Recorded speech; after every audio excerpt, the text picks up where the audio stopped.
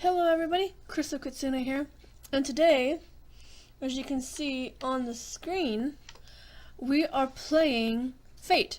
Now this is a very old, well not very, I mean it came out like early 2000s, like 2003 or something I think, but it's a game. It's like a dungeon crawler type game, top down-ish dungeon crawler, where you start as a character. You can be adventurer, mage, whatever, and you go through the dungeon. There's like 100 levels, and you have to go through and kill the stuff and take quests from the townspeople.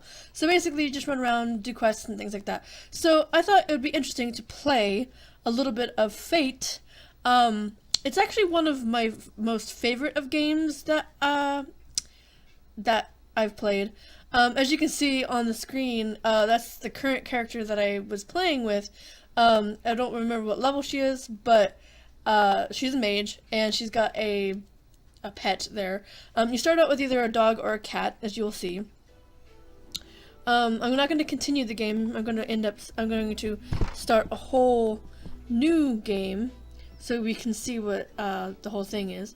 I'm going to be a adventurer, which is like it's easy, medium, hard, and like harder or whatever. So we're just gonna do the regular basic thing. So then you kind of like pick your character. You can either choose a dog or a cat. You choose the hairstyle. First you choose the gender you want, and then you choose the hairstyle.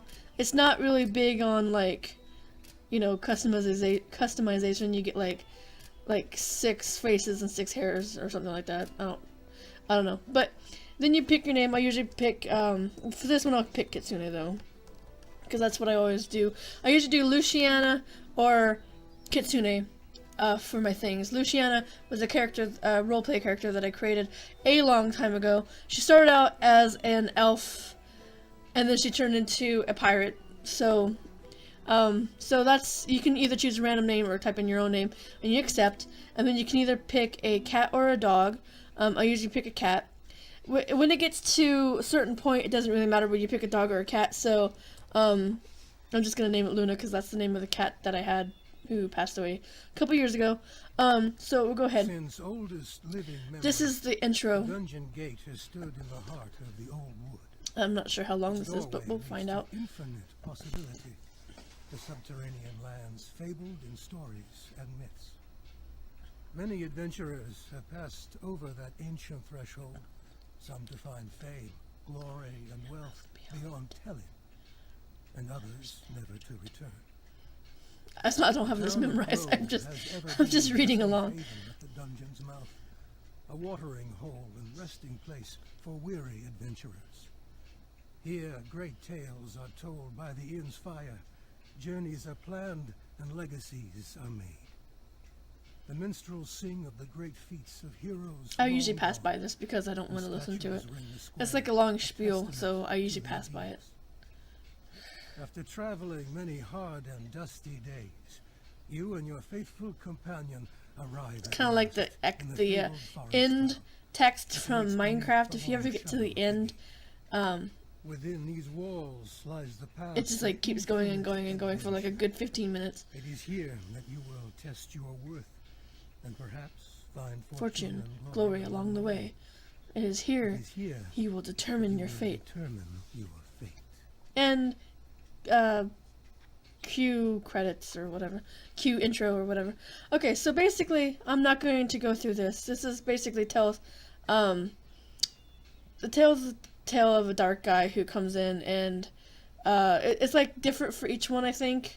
So like Rockhammer is on the 43rd level, and you have to defeat it if you get to that point. So I think it's, like I said, different for each playthrough or play. Like each time you create a new character, I think it's different for each one. So you have to find Rockhammer, a Tauros, a Rockhammer, and you go through and you kill it. And if you do, then you get like a lot of fame or whatever. So basically, you come into this game and you start out as like a novice with basic equipment. I'll run through like all the different like people and stuff. So Your journey has begun. So, welcome to the town of Grove. Explore the town by left-clicking to walk. Visit the shopkeepers and search for quests to perform. When you're ready, enter the dungeon gate to begin your adventure. Now, the reason why it says it doesn't matter whether you pick a cat or a dog is because there are fish in this game. When you can purchase a rod, I don't know if you could purchase it in town. I think you might if you like. There's a guy over here that oops, don't want to arrow out. Okay. There's a guy over here who this guy here. It's Gets the Traveler. He has like random stuff. Every time you come out of the dungeon, you can see what he has. And he's got like a bunch of weird things every once in a while. So he's this shopping interface, yeah, we know that. So he does have a pull. So we have how much gold? 2,250, so that's perfect. Fishing poles allows us to get fish. Okay, so the red things are identify scrolls and the blue things are portal scrolls. You can also get a book of identify, and if you're a magic user, you can get the actual like portal magic, or just keep getting portal scrolls and stuff. Portal scrolls are actually really helpful because if you don't have the portal ability, this is not Portal the game, it just takes you back into town. It takes you right over here by the water thing. It puts you right over here. The portal always comes right here. So you come out and you walk around, you can get heals, you can get more potions, turn in the stuff that you did quest-wise so you don't have to start all over again, because when you get into the dungeon, you start at level 1 and you go deeper and deeper and deeper. If you don't want to start over from level 1, you use a town portal, and then you can go back into the portal that's over here and go right back where you left off. So the portal just kind of like, you go in and you come out and you're right where you left off. And this is Jen the Seer. She will give you health and stuff. And this thing here is for help and stuff, which you don't need. It just tells you what everything is. Left click to move and attack and interact with items. Right click to cast spells when learned, if you know spells. Hold control to run. Hold alt to highlight the items within the ground, because when you kill things, some things drop. Anything that's in purple has like a magic quality to it. Anything that's yellow, like, I don't think it's yellow text, but a yellow item will be like super rare. And sometimes when you do quests, you'll get super rare items. You can either like cancel the quest and keep the item for yourself if it's useful, or get the quest turned in and you can get the experience and the notoriety and all that stuff. So you do all this. This is your pets bar up here. If you notice, it's got like an inventory for the pet. You can drag things over here if you get too overburdened, because your inventory is here. Right now we just got a hatchet and a fishing pole. You will get helmets and stuff like that, one-handed, two-handed, necklaces, rings, belts, gloves, etc. And the pet can wear jewelry too, and keep items in here. Now the fish that I mentioned, there's like a thing over here where you can go fishing. If you see any sort of area that has like little fireflies floating around it, that means it's a fishing area. So you fish, and you have to wait until there's an exclamation point like that, and then you click set hook and it will take the fish out. So, I found a gemstone. That's convenient. You'll find gemstones and sometimes items in fish, but you don't keep the fish, you just keep the items. So, I just wanted to show you what a fish can do. Okay.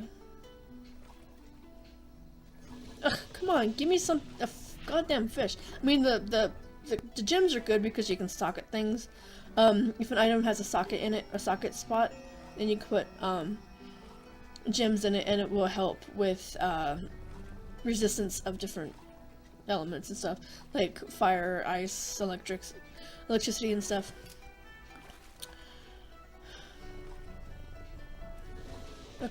Okay, whatever.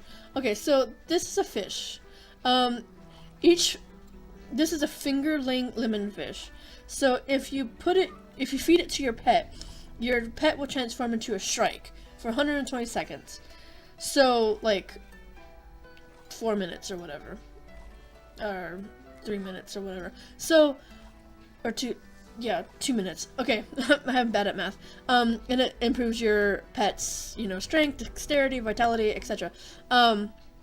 So what you want to do though is you want to find the fish that essentially will transform your pet indefinitely. There are fish out there that are like the rare ones, flawless fish. I think they are, but it doesn't matter which one. Each fish has a different animal attached to it. So I've gotten like a unicorn. I've gotten a griffin one time. The one that I had on the other the other character was a no, not a basilisk. It was a wyvern. So it just depends on which fish you get. You also get, like I said, you can socket these things and get, if you find an item that's socketed, it will show you. It will show like socket spots. This one doesn't have anything. But if you place something on a socket, it will add whatever its power is. So basically, you just go through the dungeon and pick up stuff, fight stuff. If you have, I didn't pick up any quests or anything. This is just basically to show you the initial playthrough of Fate. I don't even remember how I found this game. It was like a long time ago. It was like, I think it was like one of the computers that my dad had like a free trial of some kind of game thing. And Wild Tangent were some of the games that you could play, and I played like a lot of like racing games. There was just one racing game that I was like the bomb at. I don't even remember what it was called, but it was really, really fun. I just wish I knew what the name of it was so I could play it again. But there was that, and there was this, and like at the time, like you had like these Wild Tangent coins, and if you played, you got these coins, and you could play it so many times before it ran out or whatever. So I can only play Fate until it ran out, and then like I think I bought it finally, and I have the disc, but then I like got it through Steam, so. It's really cool about like Steam how like they're picking up like a lot of older things, that like the Age of Empires 2. That one's like a really, really old game. They just kind of like made it to where it could be played through Steam, and you get Steam achievements and that kind of stuff. So that's kind of cool. On this game, like nothing but enemies chase you or hurt you. So like you can walk on fire and it's not going to give you damage. There's like nothing, there's no jumping or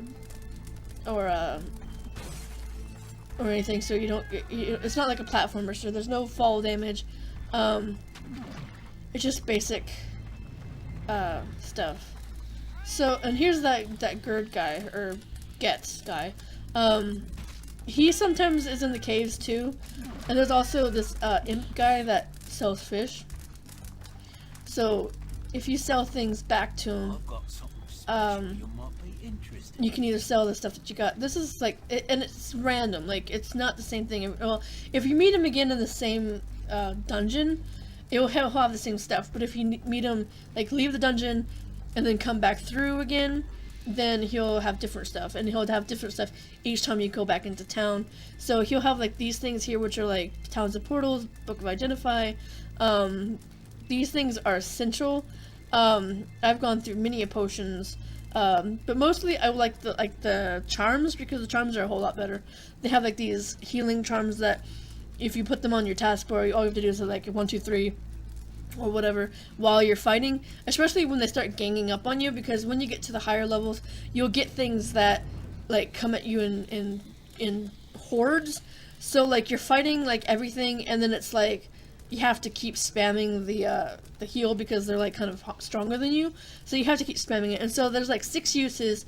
I put a 4 there. 6 uses for like each necklace, and I would have like them all across the bottom, plus a few in my inventory, to make sure that I didn't die, because then you have like a chance, like the fate thing comes in when you die, it will say like you can either pay money out and go back to the same level you were at, or like stay at a level or keep your money and then like go back a level or something. So it's like kind of douchey in a sense, but and you also want to make sure you keep your pet healed, because otherwise I just put the map up.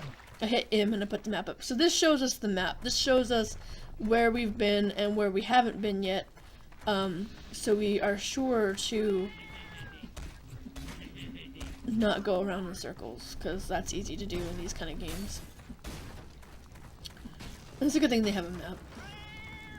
So basically that's just all this is. And I'm not sure if I'll do like a whole playthrough of this or not, because I mean, it's a lot of repetitiveness. When it gets to like the higher levels and whatnot, then there is a little bit more excitement, because then you can see all the different kinds of monsters and stuff. Right now we're just the basic adventurer. There's nothing really exciting about this, but it does get a little bit more exciting after a while. But you get like a lot of dead ends and a lot of monsters to kill, and it's kind of like any kind of like MMO type game where it's like, oh, I have to grind to get, you know, a certain level or whatever. It's not like essentially level based. Like, it's not super important to like have I mean, it's essential to have like a strong enough level to go through whatever dungeon level you're at, because things will overwhelm you if you're not careful. But even though it's like a really simple game, it's like, I like it, and I'm glad that, you know, I found it, because it's really fun. Even though sometimes I have never gotten to like the end part, like, you know, where it says kill the guy that, you know, you're supposed to kill, like the guy that they mentioned on the front. I never gotten to that part. I've never like finished the game, and I like quote finish.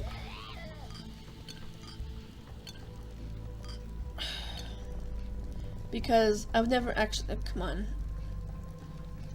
There.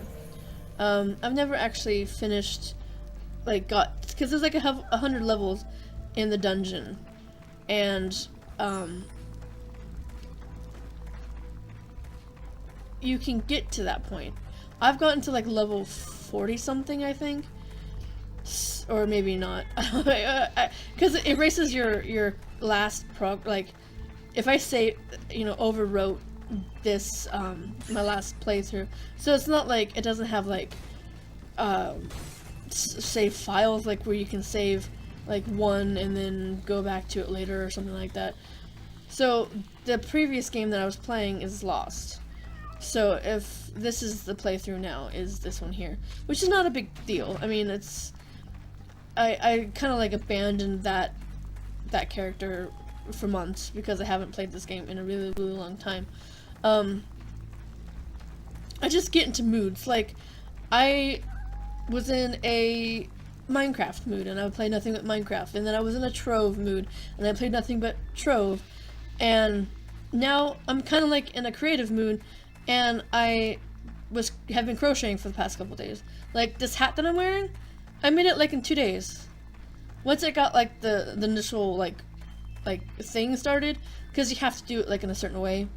Like, you do it like in a circle, you feed it into itself, but if you're not careful, then it ends up being just like a flat pancake, and you have to kind of make it like go like this. So I mean, it's not like super hard, but it's if you don't know how to crochet and you don't know how to like add on to your chain or double up on certain parts, then it's kind of hard. But it's mostly just kind of like trial and error, and right now I'm working on a scarf to go with it, even though I don't really wear scarves that often. I just have the yarn, and I'm usually bored when I'm sitting here in the living room, so I'm just like, what the hell. And I have this yarn is over here because I was working on it. So I have this, and I mean it's boring to like watch somebody crochet, so I'm not gonna crochet on camera, unless somebody asks me to. But if nobody does, then I'm not gonna bore you with that. But and I'm left-handed, so I do it differently than what my grandmother showed me, because she's right-handed. So that's kind of fun. But she was like trying to teach me how to do a chain, and since she's right-handed, she's trying to show me, and I'm like kind of confused because I didn't understand. But then eventually I picked it up. So, and I've made blankets, I've made hats, I made scarves, I made a pair of booties. So yeah, I was really kind of like proud of myself. Ooh, cool. I was actually kind of proud of myself because I'm like notorious for starting projects and not finishing them. So having me finish a blanket, a napkin, was pretty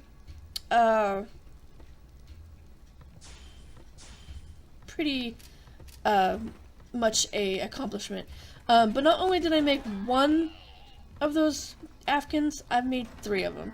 Not this year. I made it years ago, like 3 years ago. But still, it's like it is twin size. So it fits on all 3 of them that I made, fit a twin size bed. And the first one I made was for a friend, who I talked to all the time at that particular time.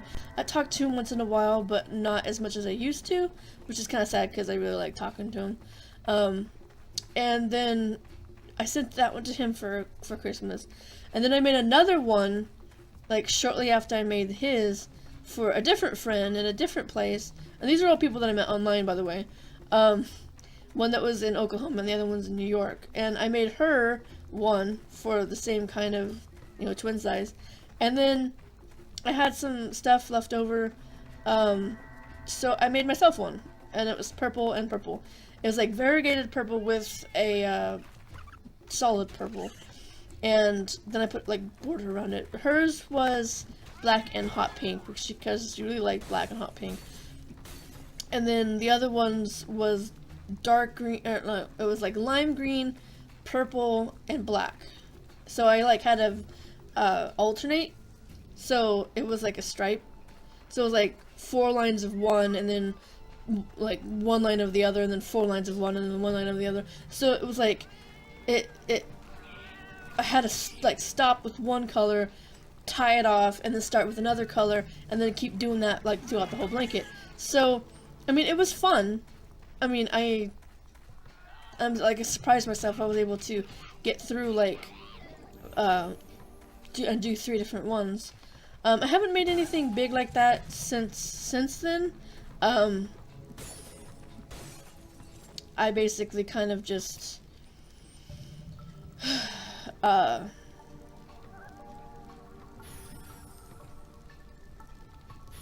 kept just small stuff or didn't do anything at all. So like this hat was small, so it didn't take that long. It took a couple days. And the scarf, I started it yesterday and I'm probably about halfway done with it. So it's not gonna take me too much longer. So I got 2 more of these things. I got cracked turquoise and cracked opal, Swords of Warriors, Spear of the Hair. So if you do this, it will do Book of Identify. And the town portal, we'll put a portal here, and I'll return us to town. So I'm gonna go ahead and do that, so that way we're not in the middle of this when I do my outro. So we are back in town. So I'm going to go ahead and close that. It's gonna pause it.